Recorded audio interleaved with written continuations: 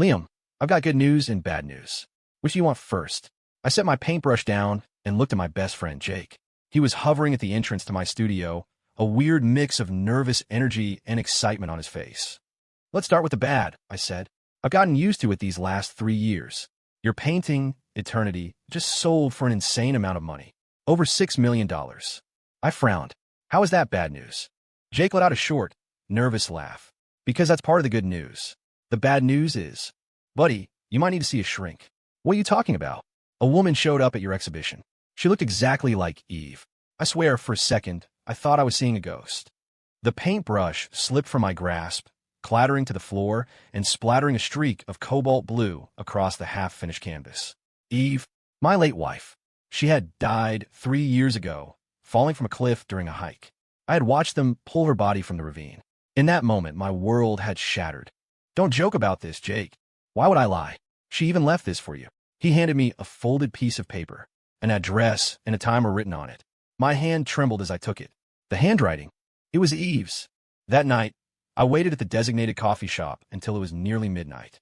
Just as I was about to give up and leave, a familiar silhouette appeared in the doorway. Eve? No, it couldn't be. But every movement the woman made, from the sweep of her hair to the tips of her fingers, was a perfect echo of my wife. Liam, it's been a long time. She sat down across from me, her voice so familiar it nearly stopped my heart. Who are you? I fought to keep my voice steady. It's me, Eve, your wife. She smiled and held out her hand. On her palm was a thin, white scar, the one she'd gotten at 15 from shard of broken glass. Impossible. Eve is dead. She laughed softly. It was just an accident. I fell, but I was saved by a reclusive holistic healer who lives off the grid. I had a serious head injury, lost my memory. It's only recently that I started remembering everything. Tears welled in her eyes as she spoke, the same way they always did when she felt wronged or overwhelmed. I know this is hard to believe, but I'm really me. I couldn't trust my own eyes. The shade of lipstick she wore was Eve's favorite. The barely there beauty mark below her left ear. The way she unconsciously toyed with her ring finger when she spoke. It was all there. Are you really Eve? She nodded, pulling a small box from her purse. This is proof. Inside was the first piece of jewelry Eve had ever designed and produced, a single, one-of-a-kind sapphire ring. It was never mass-produced. I was carrying it that day, she whispered. I wanted to surprise you. I shot out of my chair and pulled her into my arms. 3 years of grief and longing crashed over me in a tidal wave. I held her tight, terrified that if I let go, she would vanish all over again. On the way home, she told me about the last 3 years. Rescued by the old healer in the Catskills, living with amnesia in a secluded cabin for more than 2 years, until by chance she saw a poster for my art exhibition online, which slowly triggered her memories. The next day, I took her to see Jake. Oh my God, it's really you, Eve. Jake's eyes were wide with disbelief. Jake, long time no see. She smiled and greeted him, exactly as I remembered. Jake pulled me aside. Man, this is unbelievable, he whispered. But I think it's her. Who else would know to call me by my childhood nickname? Only you two ever knew that. A week later, Eve was officially back. We held a small welcome home party. Her mother fainted from the shock and, after coming to, refused to let go of her daughter. That night, however, I noticed the first crack in the facade. Eve never ate mangoes. She had a severe allergy. But the woman who had returned casually took a bite of a mango tartlet at the party and was perfectly fine. Aren't you allergic to mangoes? I asked. She froze for a second, then quickly smiled. Oh, that healer I told you about? He cured my allergy, too. The man's a genius. I nodded, but in the back of my mind, I marked down the first question. Was this really my wife? A month passed, and Eve integrated herself flawlessly back into our life. She knew where every object in our apartment belonged, remembered our shared history, and could even name friends we hadn't seen in years. But the subtle inconsistencies kept piling up. For instance, the real Eve loved listening to classical music while designing her jewelry, especially Debussy. This woman, however, would absent-mindedly hum along to pop songs on the radio. Eve had always used her left hand to hold her chopsticks, a habit she could never break despite knowing it was improper. This woman was a standard righty. The most glaring difference appeared one evening when I walked in on her smoking in the bedroom. The real Eve despised the smell of smoke. She would wrinkle her nose in disgust if I came home from a networking event with even a trace of it on my clothes. When did you start smoking? I asked softly from the doorway. She jumped, frantically stubbing out the cigarette. These are herbal cigarettes. For my insomnia. The healer gave them to me. I nodded and didn't press the issue, but the suspicion in my heart grew heavier. The next day, I went to Jake. Do me a favor. Check if there's any plastic surgery technology that's advanced enough to pull something like this off. Jake's eyes widened.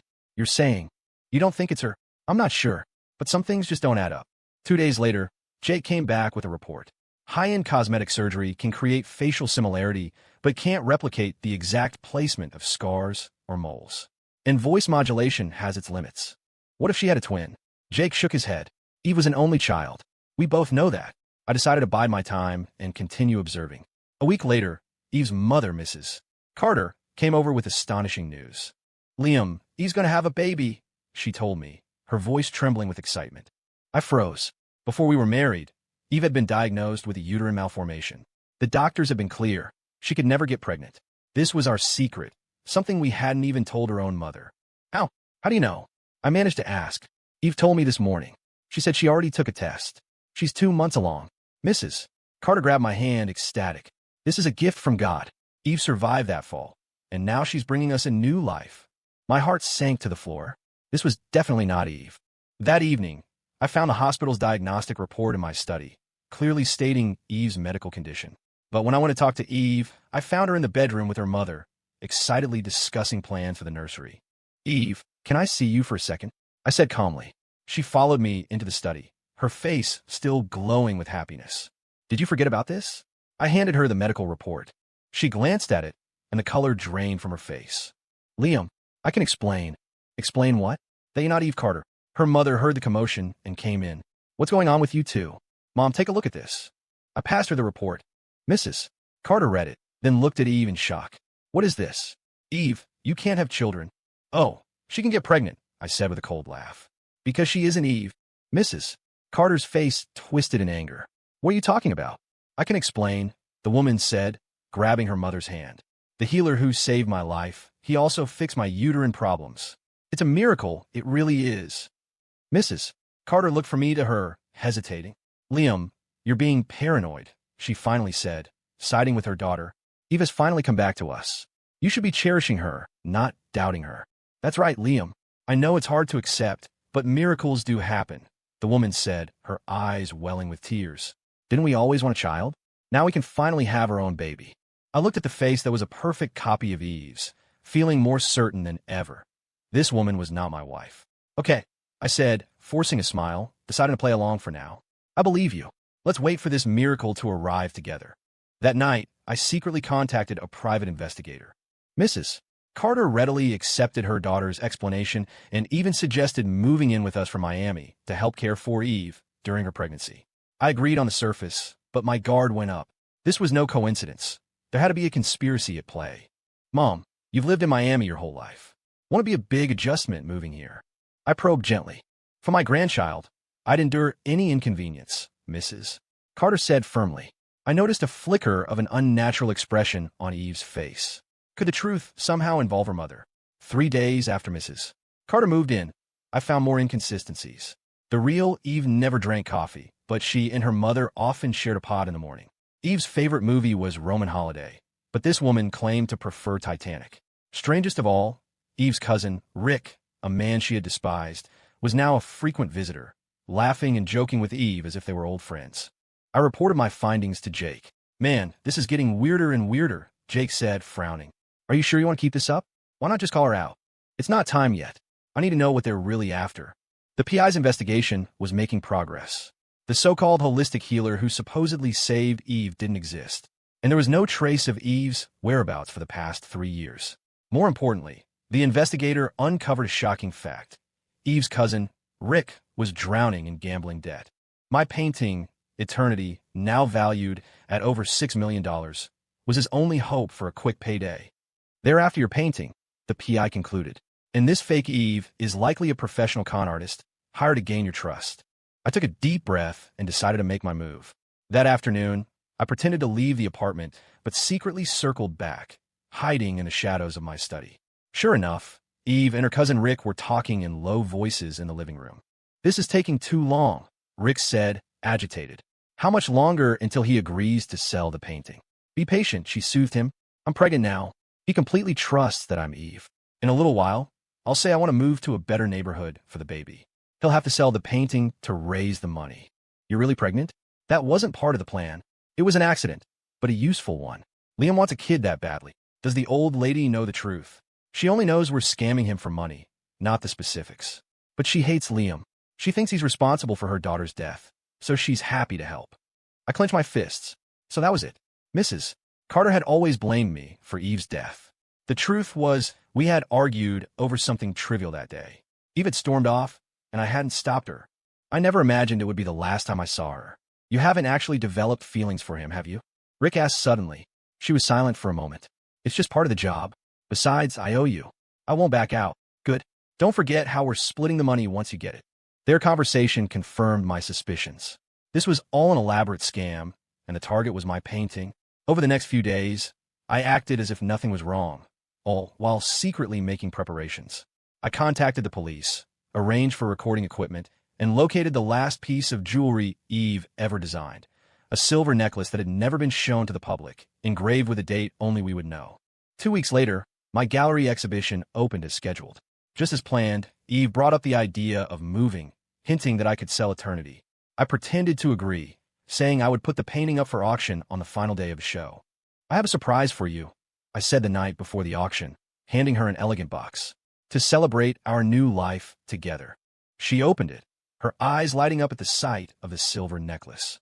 It's beautiful, thank you, she said, smiling as she moved to put it on. Wait, I stopped her.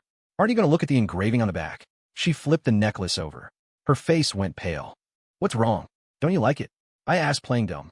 No, I love it. I'm just a little emotional. She forced a smile, clearly at a loss to explain why she didn't recognize the date. See you tomorrow. Get some rest, and don't forget to wear the necklace.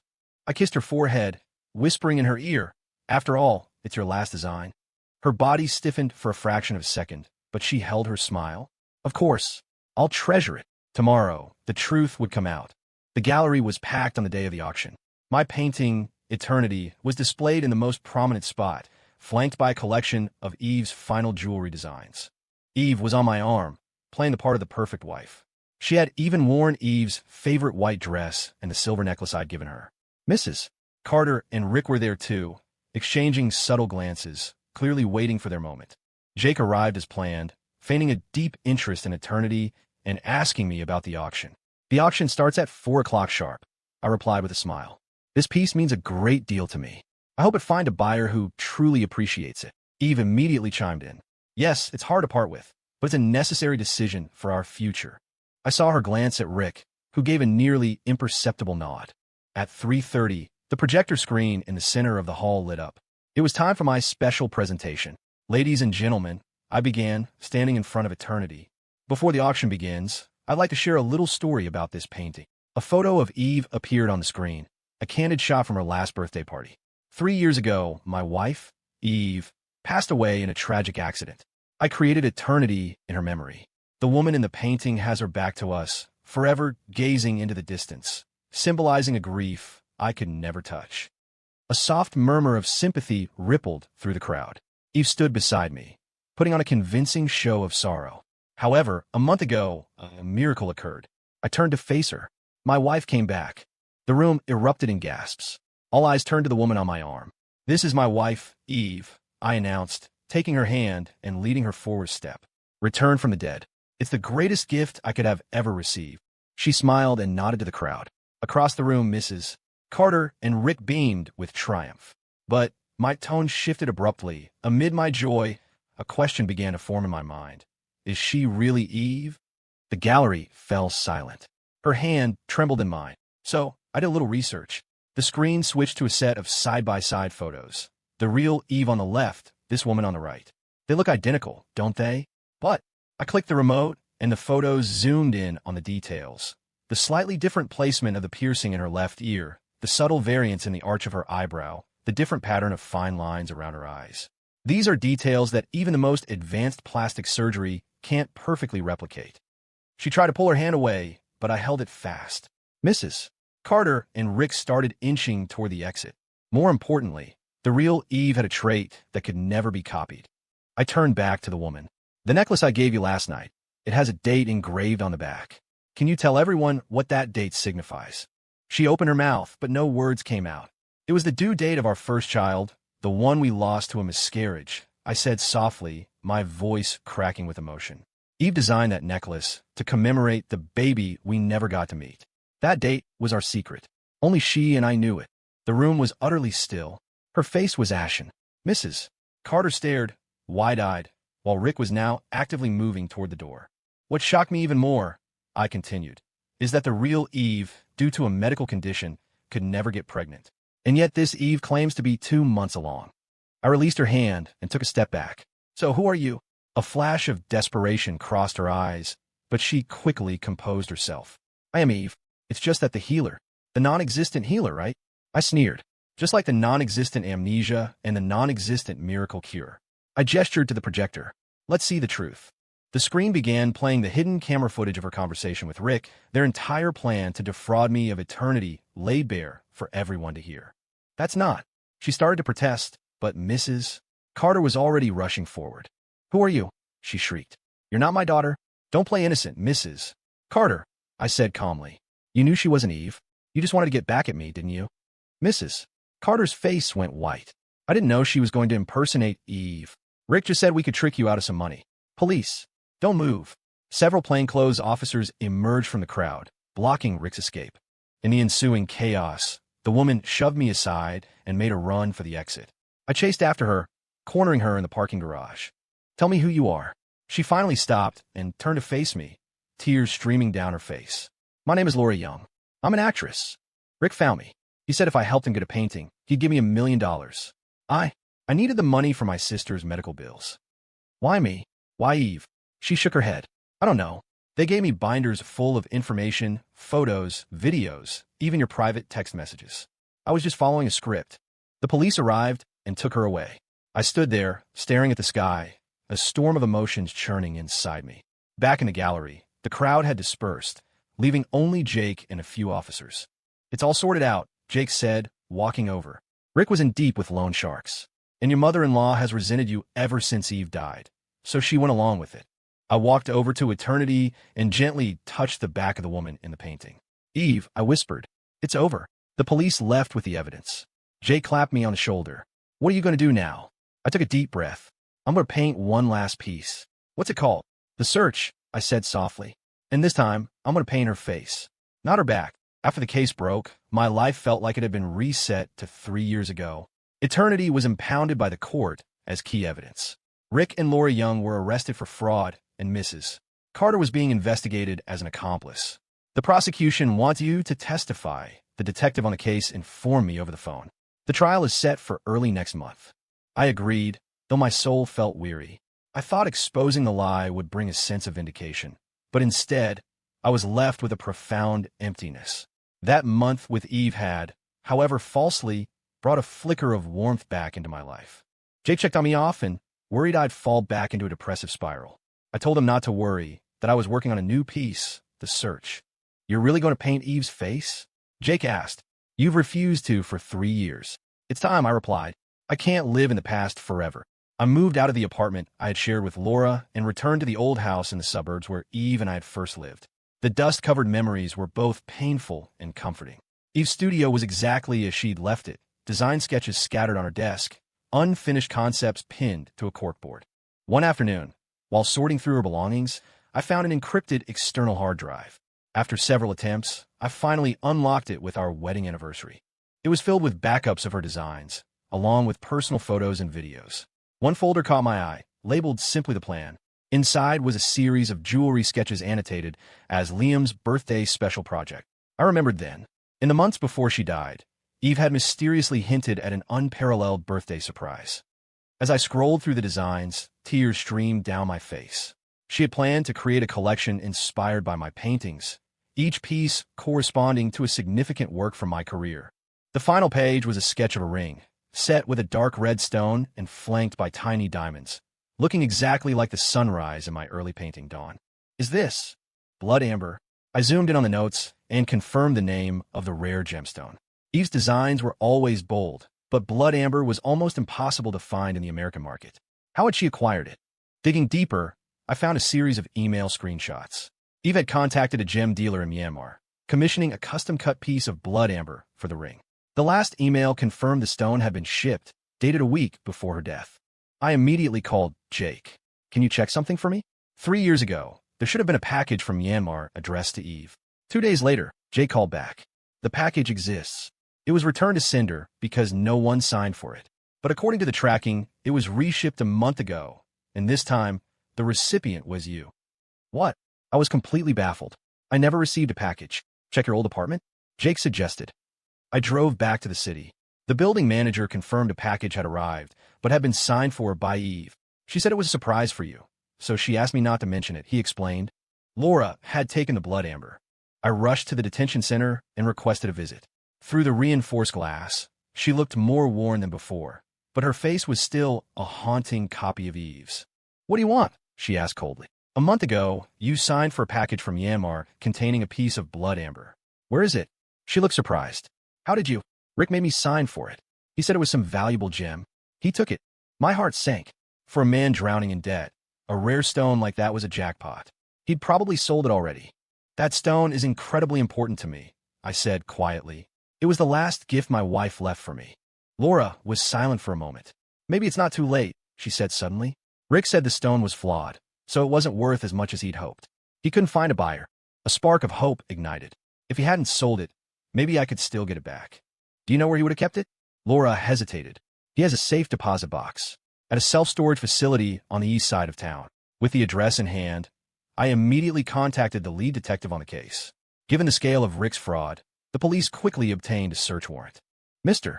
Miller, we found the box, the detective said over the phone. The blood amber you described was inside, along with some other evidence. A few hours later, I was at the police station holding the stone. It was even more beautiful than I had imagined. Its dark red body seemed to contain swirling clouds, shifting with a strange light. This was Eve's gift to me, a gift that had waited 3 long years. Back home, I carefully placed the blood amber next to the canvas for the search. The painting was mostly done, Eve's face emerging from a hazy background, but I knew it was missing something. As I watched the stone gleam under the lamp, I suddenly knew exactly how to finish the painting. The creation of the search entered its final, crucial stage. I decided to break from convention and incorporate the blood amber directly into the artwork. It wouldn't be just a portrait. It would be a composite piece, a fusion of painting and jewelry. Are you sure about this? Jake asked, frowning. That stone is priceless. That's the point, I said, my voice firm. Eve chose it for me to create something unparalleled. I'm going to finish what she started. For 2 weeks, I worked relentlessly, barely eating or sleeping. I had the amber professionally cut into thin slivers and painstakingly inlaid them into the canvas where Eve's eyes would be, making her gaze literally come alive. Using a special technique, I blended the surrounding pigments to create a seamless transition between paint and gem. From certain angles, the entire painting seemed to breathe, Eve's expression shifting with the viewer's perspective. The day I finished, Jake brought news. Laura Young was sentenced to 3 years in prison, but with good behavior, she might be out in 18 months. Rick, convicted on multiple counts of fraud, got 7 years. Mrs. Carter received probation as an accomplice. Well, that's finally over, Jake said. Are you planning to exhibit the new painting? Yes. A solo show at the National Gallery in next month. The search will be the centerpiece. The curator was ecstatic, calling the piece a groundbreaking work of contemporary art and the pinnacle of my career. And in a way it was. By integrating Eve's design philosophy, the painting became a true collaboration between us. The night before the opening, I was alone in the gallery, making final adjustments to the lighting. Standing before the search, I couldn't help but stare. Eve's face was vividly real, the blood amber eyes glittering under the spotlights as if she were smiling at me. For the first time in 3 years, I was looking at her face, not her back. Mr. Miller, a soft voice said from behind me. Sorry to disturb you, but the gallery is closing. I turned to see a young woman in a museum staff uniform. You are? I'm a new docent here, assigned to your exhibition's security detail, she explained with a smile. I love your work, especially this piece, The Search. Thank you, I nodded. I'm just leaving. She didn't move, her eyes still fixed on the painting. That red stone is beautiful. It looks like it's alive. It's blood amber, I explained. A very rare type of gemstone. I know, she said softly. Top grade from Myanmar, with fossilized plant matter inside. Extremely rare. I looked at her, surprised. You know a lot about jewelry. She smiled. I studied jewelry design. This is just a part-time job. For some reason, she reminded me of Eve, who had the same obsessive passion for and professional knowledge of gems. If you don't mind me asking, who is the woman in the painting? She asked. My wife, I replied. She passed away 3 years ago. She was a jewelry designer. I'm so sorry, she said sincerely. She then gestured toward the amber. This stone must mean a great deal to you. It was the last birthday gift she picked out for me. I only recently found it. She nodded thoughtfully, embedding it in her portrait. It's the most beautiful way to remember her. For some reason, talking with this stranger brought me a strange sense of peace. Perhaps it was her love for jewelry that reminded me so much of Eve. Sorry, I have to continue my rounds, she said, checking her watch. See you tomorrow, Mr. Miller. See you tomorrow. I watched her walk away. Driving home, I felt unusually calm. The completion of the search seemed to mark the end of my search for Eve. Not to forget her, but to remember her in a new way. The next day, the opening was a massive success, attracting a crowd of art critics, collectors, and media. The search was undeniably the star of the show. Amid the crowd, I noticed the young docent standing off to the side, observing the painting. As sunlight streamed through the gallery's skylight, it caught her for a moment, and I saw a fleeting vision of Eve's shadow. I shook my head, warning myself not to be fooled by similarities again. There would never be another Eve, just as there would never be another stone like the one in the painting. After the exhibition, the search was acquired by an anonymous collector for a staggering price. I donated the entire sum to a foundation supporting jewelry design students, establishing a scholarship in Eve's name. Life slowly moved on. I started taking new commissions, creating new work. Occasionally, I thought of the docent with her unique knowledge of gems, wondering if she still worked at the gallery. Then one day, I received an email. The sender was simply Ed. There was no text, only an attached image, a sketch of a ring, its style strikingly similar to Eve's unfinished collection. My heart pounded. I immediately replied, "Who is this?" The response came quickly. "You walked right past me yesterday at the coffee shop by the gallery, but you didn't recognize me. If you want to know more, meet me at the gallery entrance tomorrow at noon." Was it the docent? How could she have a design so similar to Eve's? Filled with a mix of apprehension and hope, I decided to go. The next day, I arrived at the gallery half an hour early. The sun was bright, and tourists milled about, but there was no sign of the mysterious sender. Just as I started to think it was a prank, a faint scent of perfume drifted by, an unfamiliar fragrance that somehow, inexplicably, reminded me of Eve. "Mr. Miller, thank you for coming." The voice came from behind me. It was the docent. Today she wasn't in uniform, but a simple white dress, a style completely different from what Eve would have worn. "You sent the email?" I asked directly. She nodded. "I have something to tell you, but not here. Will you come with me?" We walked through the small park next to the gallery to a quiet coffee shop. The entire time I studied her, her posture, her gait. Nothing about her was like Eve, yet there was a sensitivity and focus in her manner that felt strangely familiar. "Who are you?" I asked as soon as we sat down. "My name is Hannah Lewis," she said, looking me straight in the eye. I was Eve's student. The answer caught me completely off guard. Eve had taught a jewelry design course at a local design school, but she'd never mentioned a particularly close student. I was in her advanced design seminar of the year before she passed away, Hannah explained. Her mentorship changed my life. "That doesn't explain why you have a design that looks so much like hers," I said, still skeptical. Hannah pulled a folder from her bag. "These are my notes from her class and her written feedback on my work. You can check the handwriting." I examined the papers. It was definitely Eve's script, right down to the faint purple ink she always used. "Professor Carter was mentoring me on my senior thesis," Hannah continued. "The theme was the interplay of light and shadow, blending Eastern and Western aesthetics. She gave me so much guidance, and even showed me sketches from a personal project she was working on. Liam's birthday special project." I blurted out. Hannah's eyes widened. "You know about it?" "I only just found out," I said, briefly explaining the story of the blood amber. "I knew that stone would find its way back to you," Hannah said with a small smile. "Professor Carter called it a fated gift. So you knew what the stone in the search was all along." She nodded. I recognized it. She had lectured us on the properties of blood amber and showed us a photo of that specific stone, calling it the most perfect gem she had ever encountered. "Is that why you contacted me? Because you saw the amber?" Hannah paused, choosing her words carefully. "Not entirely.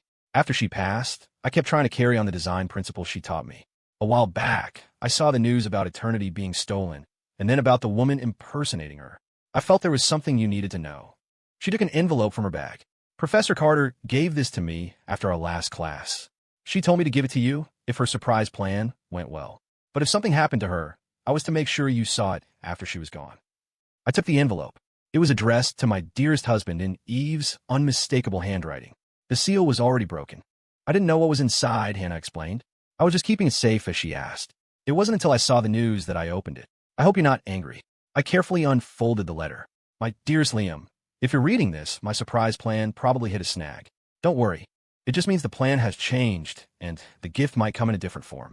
The blood amber I chose for you is said to hold the eye of rebirth. Legend says that looking through it reveals truths that were once overlooked. I hope it could be a turning point in your art, helping you see new possibilities. For years, your paintings have shown only the backs of people, as if you're afraid to face something head-on. My wish is that this stone gives you the courage to paint what is real, what is true. No matter what happens, please remember, love doesn't disappear. It just changes form. Like this amber, which took millions of years to transform from resin to gem, but still shines. Forever yours, Eve. The handwriting grew a little shaky at the end, as if written in a hurry. I ran my fingers over the paper, almost feeling Eve's presence. Thank you, I said, my voice thick with emotion. This means more than you know. You don't have to thank me. I was just fulfilling her wish, Hannah said with a gentle smile. Actually, there's one more thing. I'd like to ask for your help. What is it? I want to apply for the Eve Carter Scholarship you established. She pulled her design portfolio from her bag. This is my senior thesis, incorporating her ideas with my own. I opened the portfolio and was stunned. While her designs bore traces of Eve's influence, they possessed a unique style and innovative spark. One collection, titled Metamorphosis, brilliantly combined jewelry with kinetic elements, allowing the pieces to change shape with the wearer's mood or occasion. This is extraordinary, I said, genuinely impressed. Eve would have been so proud of you. A flicker of joy lit up Hannah's eyes. Really? I was always worried I could never live up to her expectations. You've moved beyond her student. You found your own voice. That's exactly what she would have wanted. As we talked, a ray of sun slanted through the window and fell on Hannah. In that moment, I understood. When Eve wrote that love changes form, perhaps she wasn't just talking about the amber, but also about the legacy of her passion for art. I could offer some advice on your designs, if you wouldn't mind. I proposed. That would be amazing, Hannah said, her face lighting up. Professor Carter always talked about how unique your artistic vision was. We launched into a long conversation about art and design. Hannah's ideas were fresh and vibrant, while I shared my years of experience. In that exchange, I felt a long-lost sense of ease and fulfillment. As we left the coffee shop, the sky was turning gold. Hannah invited me to her upcoming graduate exhibition. Of course, I said sincerely. I look forward to it. Walking home, I thought of Eve's words again. Love doesn't disappear. It just changes form. Laura Young had tried to replicate Eve's appearance, but she could never capture her essence. Hannah, though she looked nothing like Eve, had inherited a part of her spirit. Perhaps this was Eve's real gift to me. Not the blood amber, but a new possibility, a way out of the past. Hannah's graduate exhibition was held in a small, elegant gallery. Her work was divided into 3 series, past, present, and future, forming a cohesive narrative. This concept is brilliant, I told her. It showcases the evolution of jewelry design, from tradition to the avant-garde. Hannah smiled. It was inspired by Professor Carter. She always said good design has to honor history, exist in the present, and look to the future. As I walked through the gallery, I noticed a special display case in a quiet corner. Inside was a single, deceptively simple ring set with a small red stone. Is this? I leaned in to read the plaque. It said, In Memoriam, for Professor Eve Carter. Yes, I used my savings to buy a small piece of blood amber, Hannah explained. It's not the same quality as yours, of course, but it's from Myanmar. I studied the ring's design. The lines were clean and powerful. Thin silver threads wrapped around the amber, as if protecting it while simultaneously radiating light outward. The style is very much like Eve's later work, I said softly. But with your own signature, I wanted to create something that both honored her and represented my own voice, Hannah said. The amber is her influence.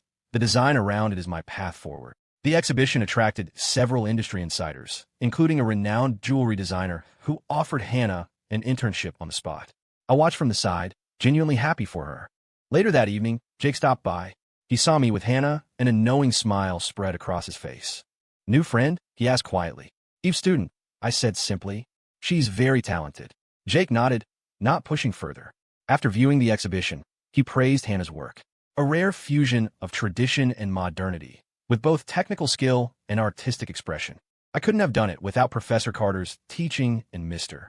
Miller's guidance, Hannah replied graciously. After the gallery closed, the three of us went to a nearby restaurant for dinner. The conversation flowed easily. I realized it had been a long time since I'd felt so relaxed. Jake had to leave early for an emergency call, leaving just Hannah and me. The atmosphere grew quiet. Mr. Miller, Hannah began, hesitating. There's a question I've been wanting to ask you. What is it? After the search, what are you planning to create next? The question stopped me. Honestly, after finishing that painting, I had felt creatively and emotionally drained. I had no new ideas. I haven't figured out yet, I admitted. I think I need some time to find a new direction. Hannah nodded thoughtfully. Professor Carter used to say that the hardest part for an artist isn't creating a masterpiece, but finding the will to keep going after reaching a peak. She did say that. I smiled at the memory. Eve always saw things more clearly than I did. Maybe, Hannah said softly, you could explore a new direction that combines painting and jewelry, like you did with the search, but take it even further.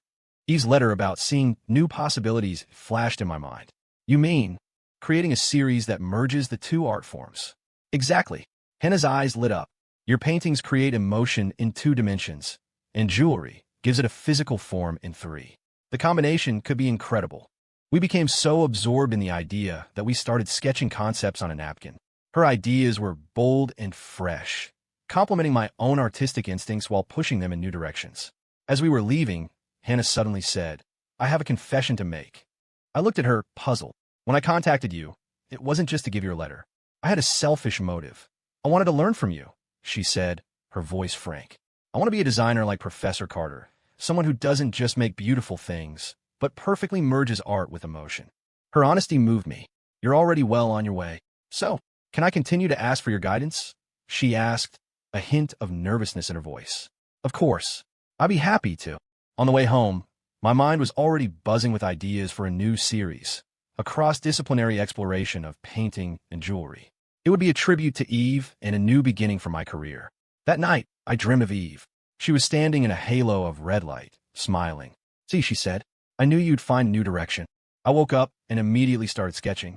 I decided to call the series Rebirth, representing not only the ancient life preserved in the amber, but also the rebirth of my art and the continuation of Eve's vision. A week later, I proposed a new series to the gallery. The response was overwhelmingly positive. The curator even suggested a special exhibition titled Between Dimensions, a dialogue of painting and jewelry. For the project, I invited Hannah to join my team as a jewelry design consultant. Am I really qualified for this? She asked, both excited and anxious. You understand Eve's design philosophy better than anyone, I assured her. That's exactly what I need. We dove into the work. Our days were filled with creation, our nights with discussion. In the process, I rediscovered the pure joy of making art. One night, after finalizing our first design, Hannah clapped her hands. This is amazing. Professor Carter would have loved it. She froze, realizing her slip. I'm sorry, I didn't mean it's okay, I said, smiling. I think she would have. She always wanted me to step outside my comfort zone. Hannah relaxed, then asked hesitantly, Mr. Miller, can I ask you a personal question? Go ahead. That woman who impersonated Professor Carter. How did you know? The news made it sound like she was a perfect copy. I thought for a moment.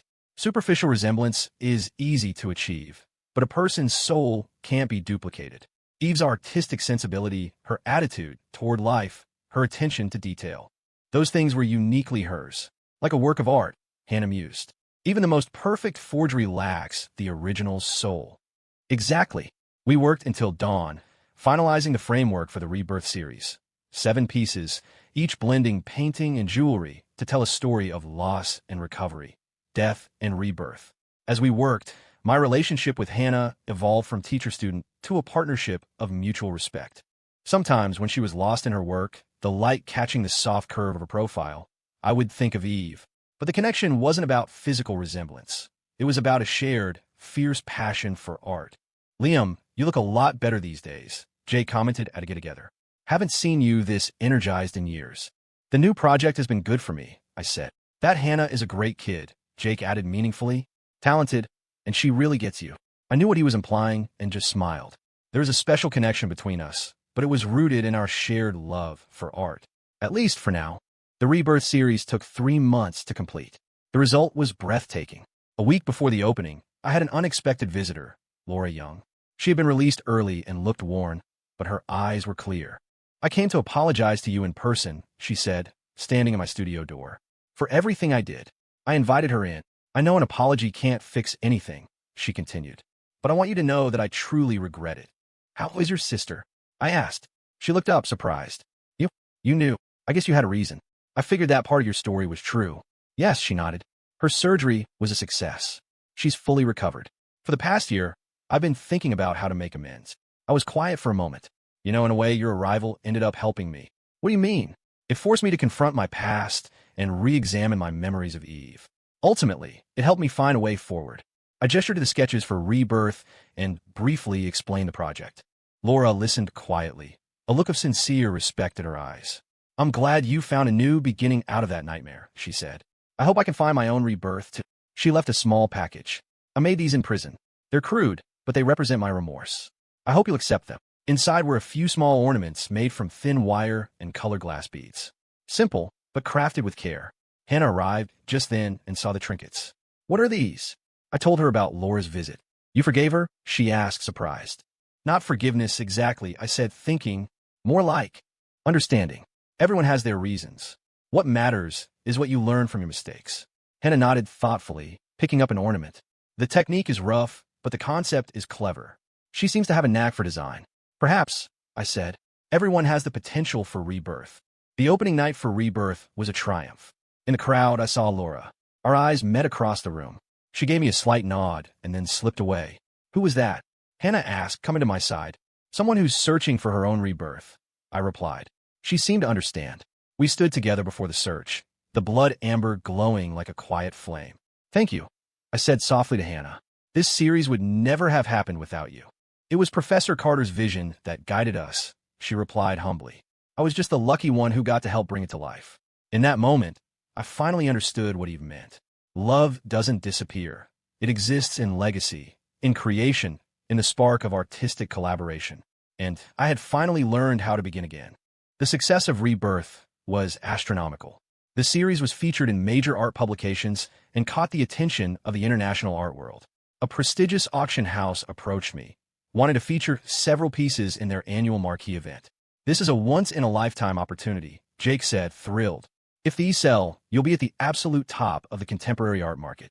While I didn't care much for the commercial hype, the validation was gratifying. More importantly, the series had liberated me from the creative prison I'd inhabited for 3 years. Hannah's career also skyrocketed. As the project's jewelry design consultant, she received high praise from the industry, and several major jewelry brands offered her positions on their design teams. "Which offer are you going to take?" I asked one evening as we were cleaning up the studio.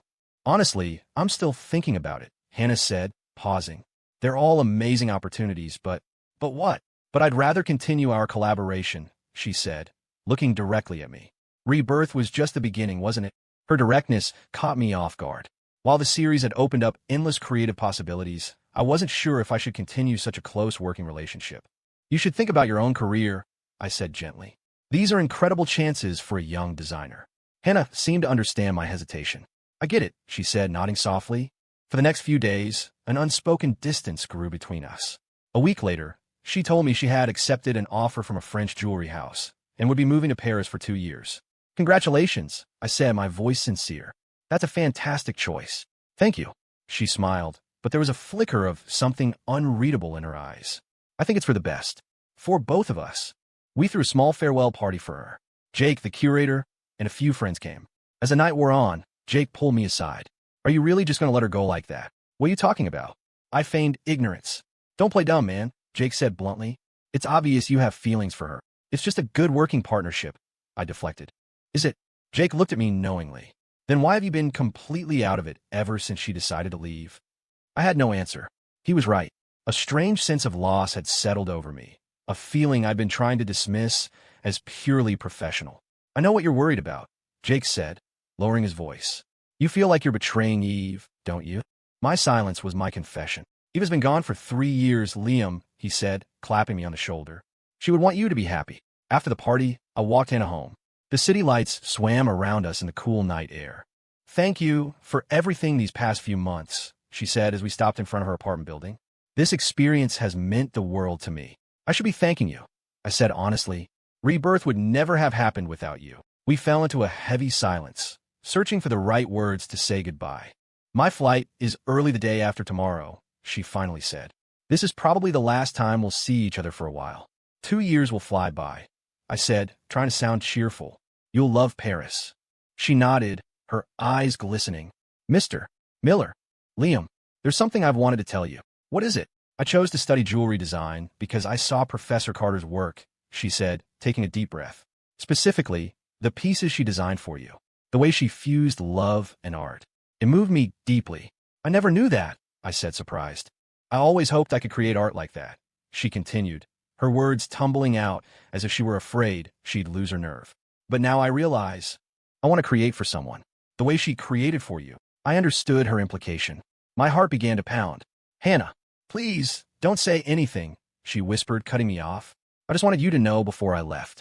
And whatever you're feeling, please remember that starting over isn't a betrayal of the past. It's a way of honoring life.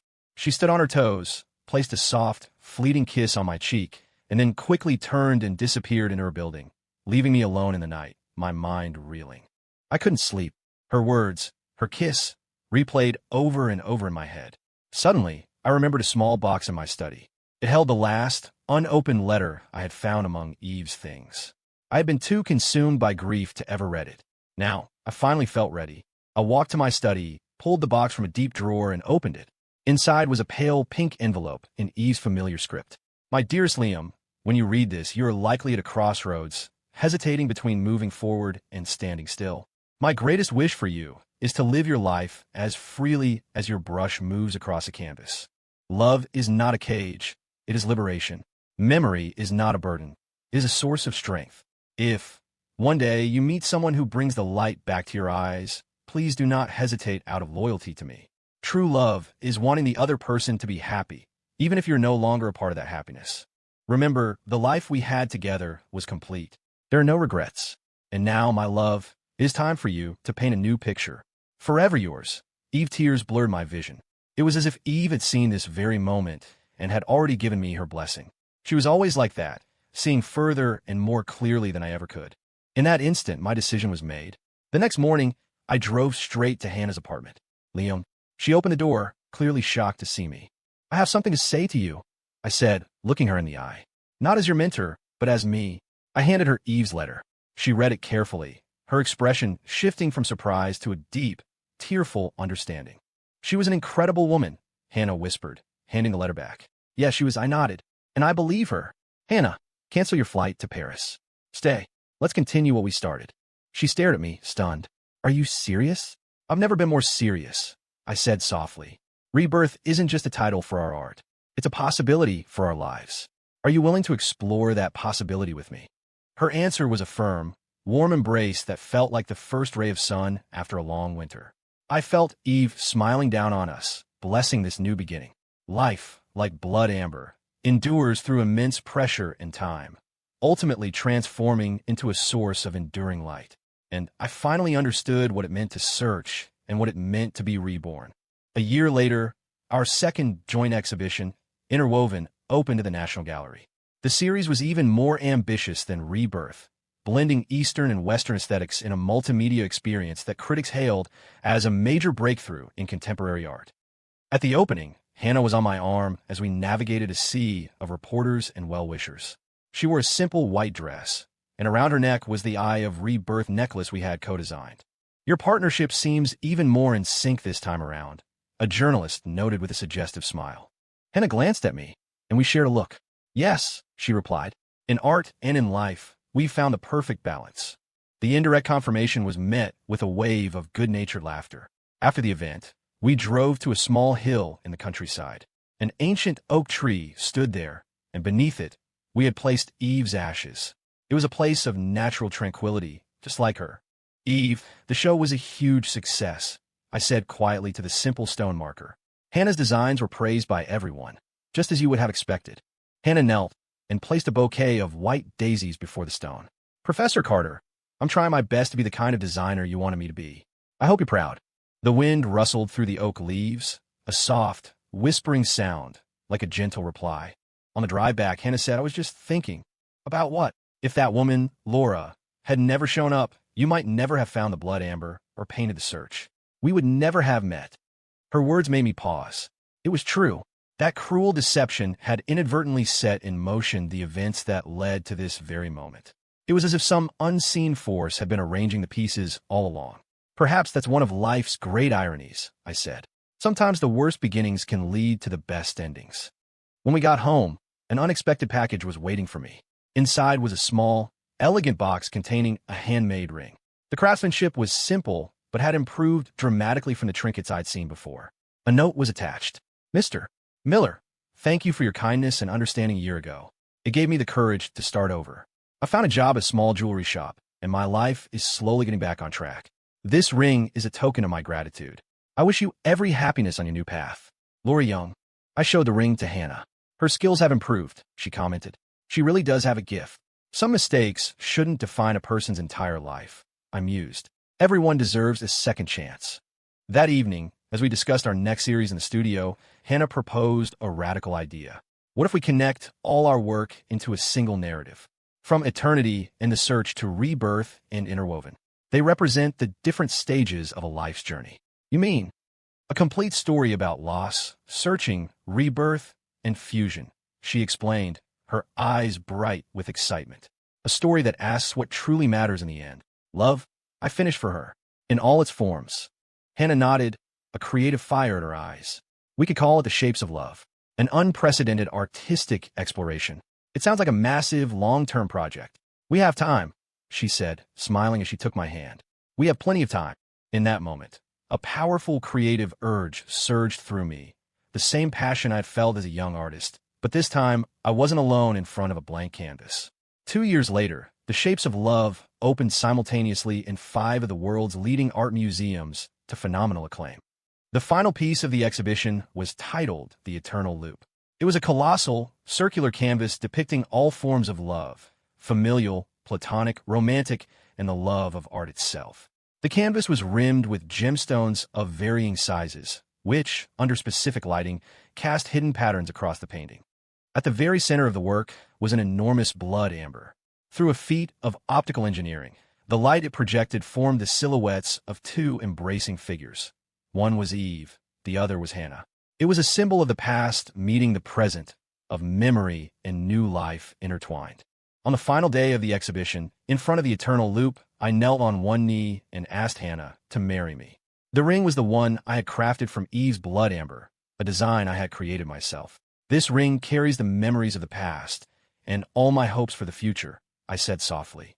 Hannah, will you be the eternal loop in my life? Tears shone in her eyes like diamonds. I will. Amid the applause, I thought of Eve's words. Love doesn't disappear. It just changes form. She was right. Love endures in memory, in art, and in every new beginning. It transcends time and space, like the ancient amber, forever holding the warmth and light of life itself. This was the answer I had been searching for. Between loss and gain, between the search and the rebirth, love remains constant, appearing in different forms along life's journey. All we have to do is be brave enough to accept the gift, no matter how it arrives. On our wedding day, under the brilliant blue sky and the protective branches of the old oak tree, we exchanged our vows. The wind whispered through the leaves, a blessing from another world. No matter what, Hannah whispered, we'll always remember that she's the one who brought us together. Yes, I said, holding her hand tightly. And we will cherish this gift forever. In the bright sunlight, the blood amber on her finger gleamed, a testament to life itself, scarred by time, yet eternally brilliant.